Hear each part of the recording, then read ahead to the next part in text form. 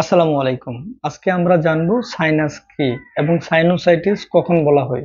Sinus হলো মুখমণ্ডলের হাড়ের ভিতরে থাকা কিছু বায়ুকুঠুরি যেগুলো সবসময় বাতাস দ্বারা পরিপূর্ণ থাকে।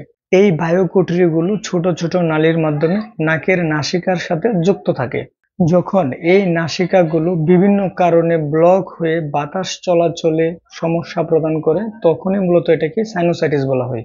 এখন কি কি কারণে মূলত সাইনোসাইটিস তৈরি হয়? সাইনোসাইটিস বিভিন্ন কারণে তৈরি হয়, তার ভিতরে ব্যাকটেরিয়াল, ভাইরাল, ফাঙ্গাল ইনফেকশন অথবা সাইনাসের ইনফেকশন, তারপর অ্যালার্জিক রাইনাইটিস জনিত সমস্যার কারণে সাইনোসাইটিস সমস্যা তৈরি হয়। অনেক সময় নেজাল পলিপস এবং ডেভিয়েটেড নেজাল সেপ্টাম মানে নাকের হাড় যদি বাঁকা থাকে সেখান থেকে ওই সাইনোসাইটিসের সমস্যাটি তৈরি হতে পারে। পাশাপাশি অনেক সময় পরিবেশগত কারণ এবং ধূমপান গ্রহণজনিত কারণেও কিন্তু অনেক সময় এই সাইনোসাইটিস সমস্যাটি তৈরি হয়। যখন সাইনোসাইটিস সমস্যাটি তৈরি হয় তখন মুখমণ্ডলে চাপ এবং ব্যথা ফিল হয়, অনেকের মাথা ব্যথা হয়। এই ধরনের নানাবিধ সমস্যাগুলো এই সাইনোসাইটিস সমস্যার কারণে তৈরি হয়।